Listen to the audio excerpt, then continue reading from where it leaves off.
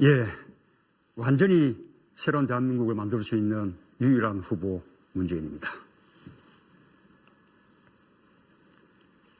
제가 이루고자 하는 성장은 국민 성장입니다. 지금까지처럼 성장의 혜택이 재벌 대기업 부자들에게만 가지 않고 중소기업과 모든 국민들에게 골고루 배분되는 그런 성장을 국민 성장이라고 합니다. 국민 성장이 이루어져야 우리 민생이 살 뿐만 아니라 소비가 살아나서 내수를 살리고 그것을 통해서 우리 경제를 성장시킬 수 있습니다. 그렇게 하려면 우리 경제 패러다임 바꿔야 됩니다. 기존의 수출 대기업 중심의 외바퀴 성장 전략에서 이제는 소득주도, 일자리, 동반성장, 혁신성장 이렇게 함께 성장을 이루는 사륜구동 성장으로 경제 패러다임을 바꿔야 합니다. 소득주도 성장은 가계 소득을 높이자는, 그래서 우리 국민들의 주머니를 두둑하게 만들어주는 그런 성장을 말합니다. 소득주도 성장이 이루어져야 국민들의 소비가 늘고 내수가 살고 그래서 경제가 성장하고 그것이 다시 일자리와 국민 소득으로 돌아오는 선순환을 이룰 수 있습니다. 다음은 일자리 성장입니다. 공공이든 민간이든 일자리 많이 만들어내야 합니다. 뿐만 아니라 비정규직과 중소기업 노동자들의 차별을 해소해서 나쁜 일자리들을 좋은 일자리로 그렇게 만들어내야 합니다. 대기업과 중소기업이 함께 상생하는 그런 동방성장이 이루어져야 합니다. 지금 고용의 80%가 중소기업에서 이루어집니다. 동방성장이 이루어져야 중소기업들이 살아나고 중소기업 종사 노동자들의 삶이 개선되고 일자리가 늘어나게 됩니다. 이제 또 우리 4차 산업혁명 시대를 맞았습니다. 4차 산업혁명의 이 혁신을 살려내는 혁신성장 해야 됩니다. 신성장 동력 찾아내고 우리 청년들이 활발하게 벤처 창업하는 창업국가 만들어야 합니다. 이번 대선은 어느 때보다 준비된 대통령 필요합니다. 저는 국정 경험 가지고 있고 또 안보정책 조정회의에서 국가 안보를 다룬 그런 경험이 있고 14 정상선언 때 준비위원장을 하면서 북한을 다뤄본 그런 경험도 있습니다. 우리의 경제위기, 안보위기, 외교위기, 정치위기 해결할 유일한 준비된 후보다라고 말씀드립니다. 네, 문재인 후보 정책 공약 잘 들었습니다. 그럼 다른 후보들과의 질의응답 시작하겠습니다. 질문 1분 30초, 답변 1분 30초. 홍준표 후보부터 시작해 주시죠. 방금 안보정책 조정회의 하셨다고 하셨죠. 그거 하시면서 북한 인권 문제 할 때 북한에 물어보고 기권을 한 것은 사실입니까? 아닙니다. 네, 알겠습니다. 송민순 씨는 그거에 사실이라고 하던데 그것도 아닙니까? 참석자들의 기억이 다를 수는 있지만 다른 모든 참석자들이 아니라고 하죠. 그 부분은 외교부에 회의록이 남아있을 것입니다. 확인해 보시면 되겠습니다. 집권하면 북한 먼저 가겠다 그 말은 취소하시는 겁니까? 북한 핵을 해결할 수 있다면, 완전 폐기할 수 있다면 우리 홍 후보님은 북한에 가지 않겠습니까? 공공일자리 같은 경우 아니 그 부분 한번 답하고 아니 그거는 내가 지금 묻는 겁니다. 공공일자리 같은 경우에는 83만 개를 지금 만들겠다. 81만 개. 네, 81만 개.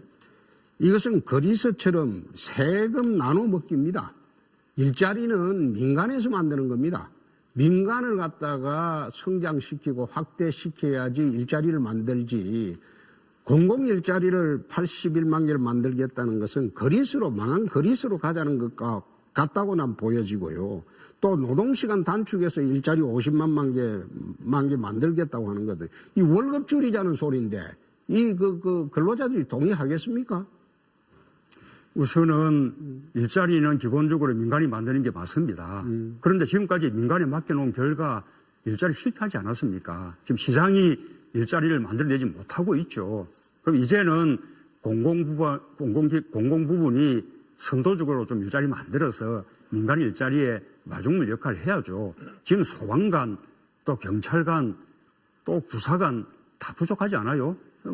공공부 일자리 중앙뿐만 아니라 지방에도 만들 여지가 많이 있습니다. 가지고 드리는 말씀입니다. 예. 민간 일자리가 이래 만들어지지 않는 것은 문재인 후보를 비롯한 좌파 정치인들이 국회에서 반기업 정선을 만들기 때문에 전부 해외로 나가는 겁니다. 그래서 지금 민간 일자리가 줄어들었다고는 생각하지 않습니까?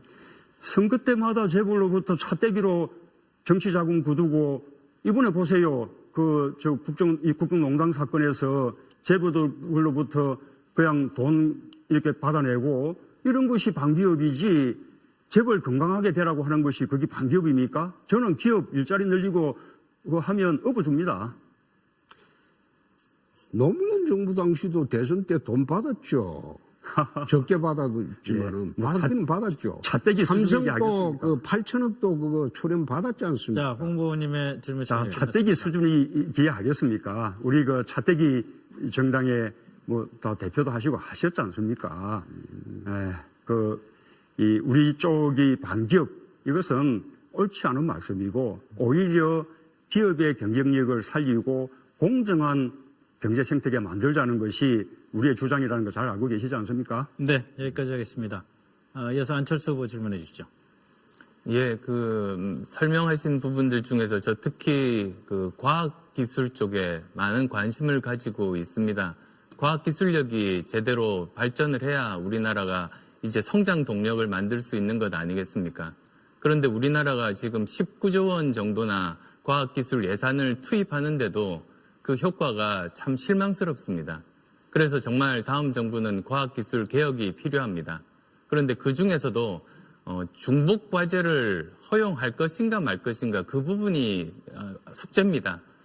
어떤 쪽에서는 우리가 효율적으로 예산을 쓰기 위해서 한 과제에는 한 가지만 이렇게 선정해서 이제 밀자, 선택과 집중을 하자는 의견이 있고 또 다른 쪽에서는 어떤 것이 될지 알 수 없으니까 한번 여러 가지 시도를 다양하게 해보자. 이 두 가지 의견 중에 어디에 동의하십니까?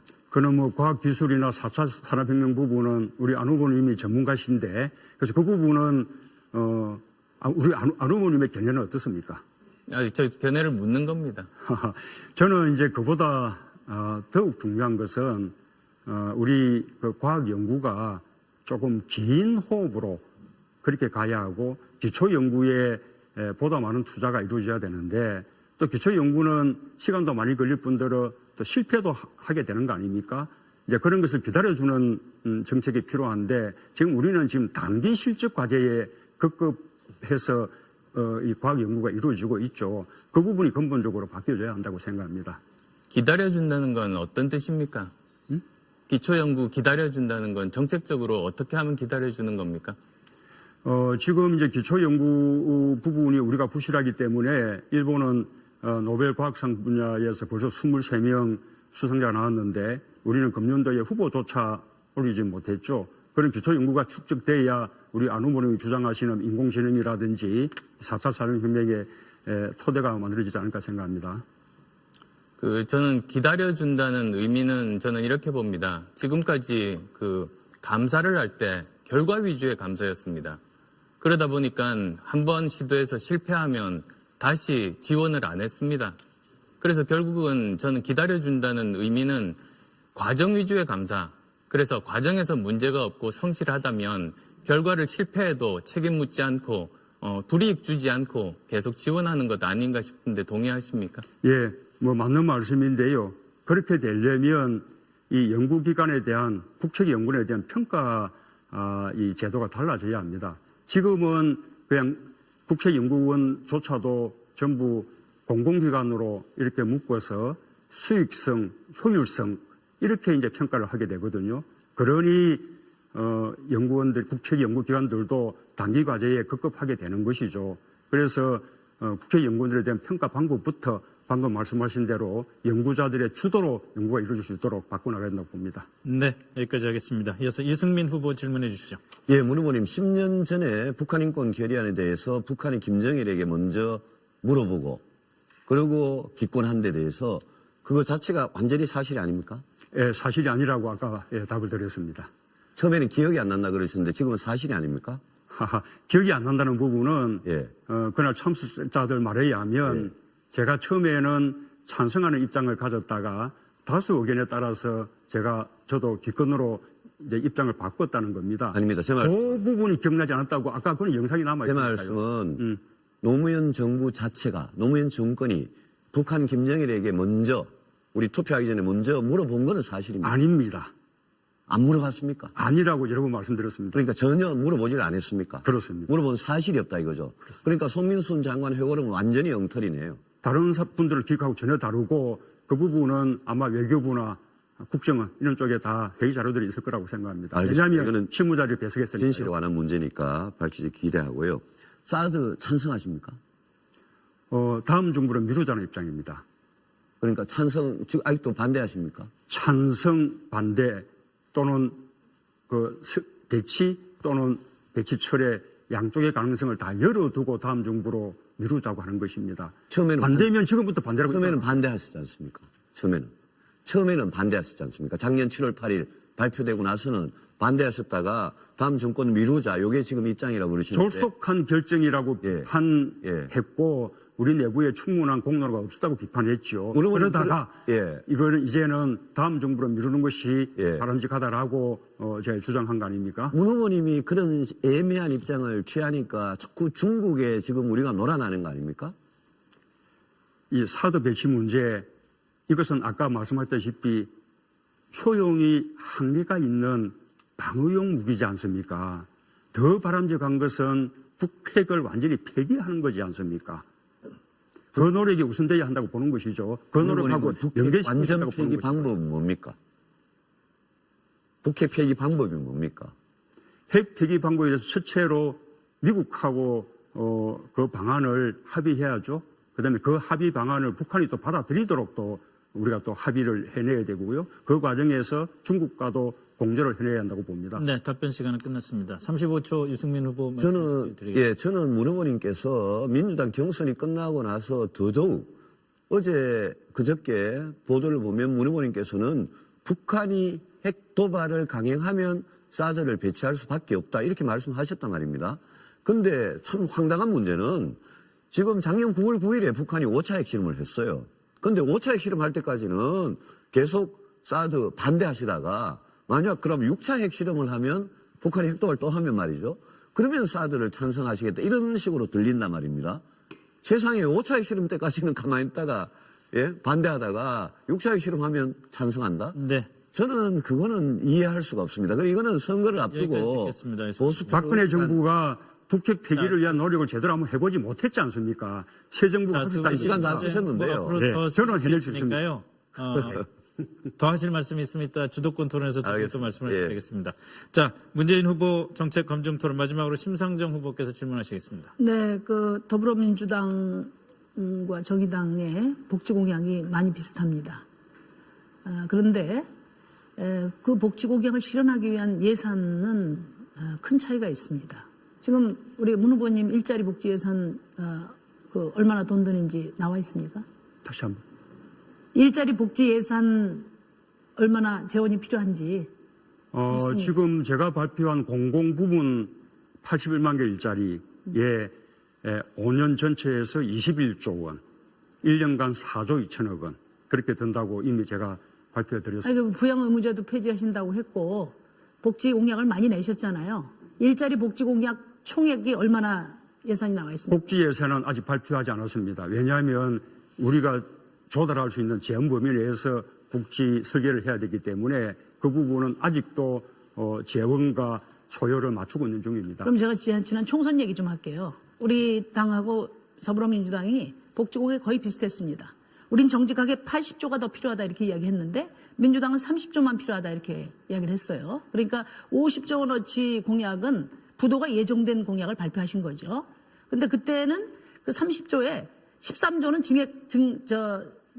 증세하겠다 이렇게 이야기를 했는데 이번에는 아예 증세 얘기는 아예 없습니다. 그래서 그렇죠. 완전히 새로운 대한민국을 하신다고 했는데 증세 없는 복지, 그 박근혜 복지 아닙니까? 그렇지 않습니다. 증세 계획이 뭡니까 그러면?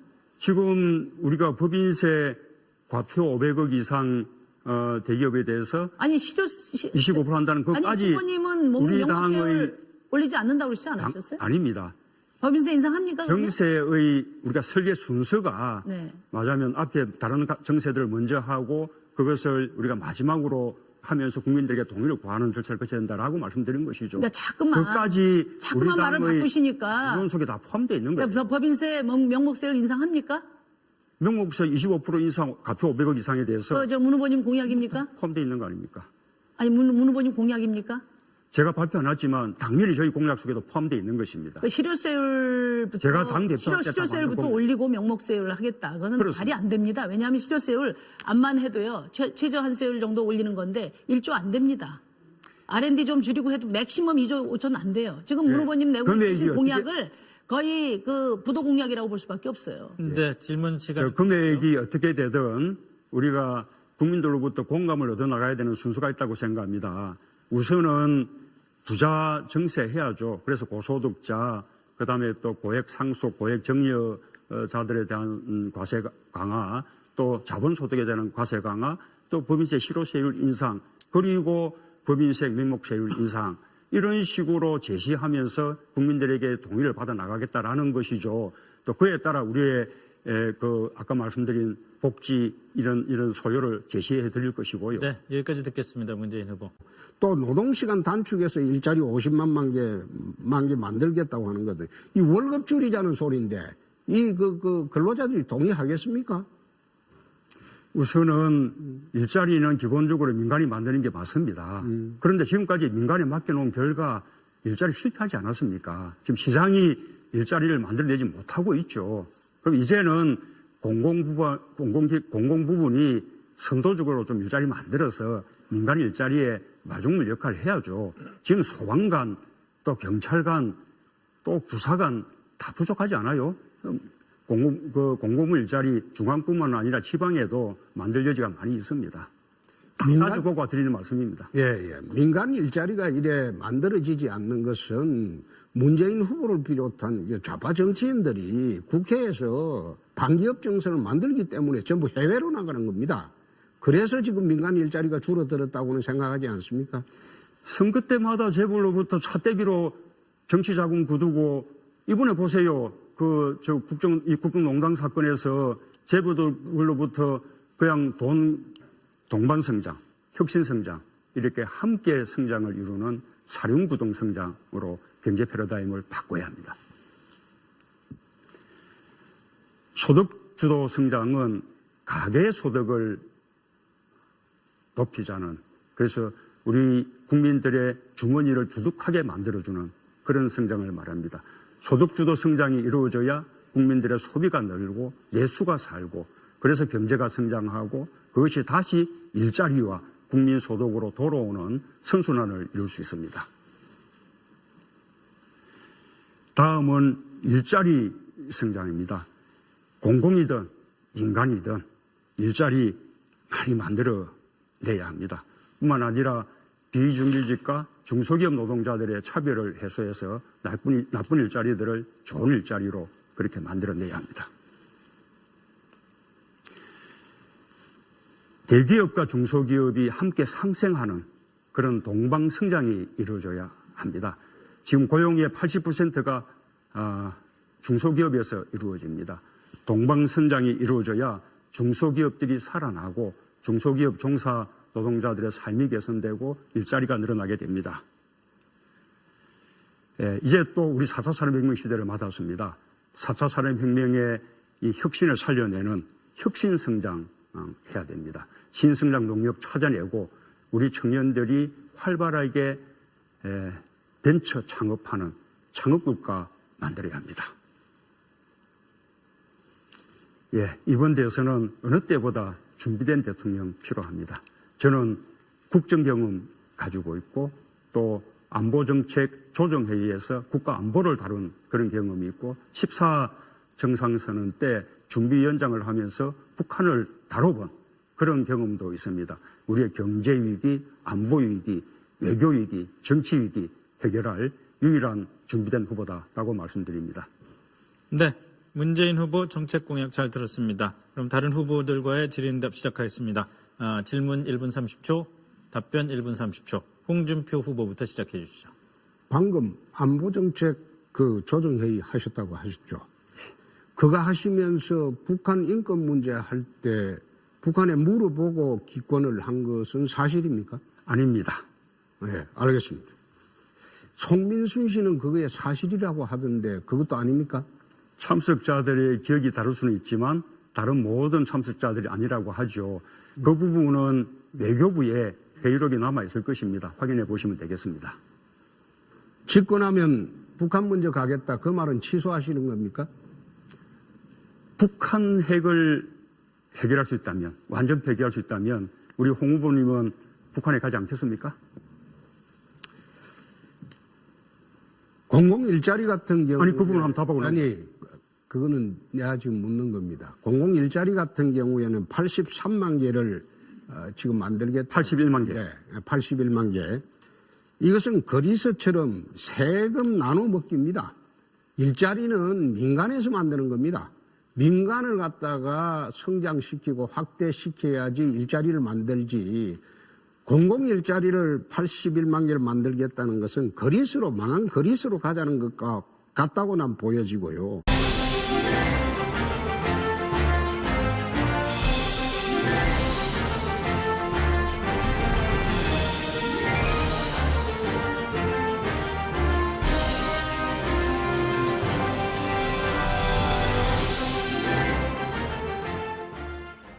예, 완전히 새로운 대한민국을 만들 수 있는 유일한 후보 문재인입니다.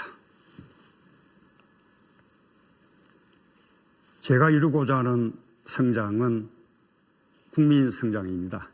지금까지처럼 성장의 혜택이 재벌 대기업 부자들에게만 가지 않고 중소기업과 모든 국민들에게 골고루 배분되는 그런 성장을 국민 성장이라고 합니다. 국민 성장이 이루어져야 우리 민생이 살 뿐만 아니라 소비가 살아나서 내수를 살리고 그것을 통해서 우리 경제를 성장시킬 수 있습니다. 그렇게 하려면 우리 경제 패러다임 바꿔야 됩니다. 기존의 수출 대기업 중심의 외바퀴 성장 전략에서 이제는 소득주도 일자리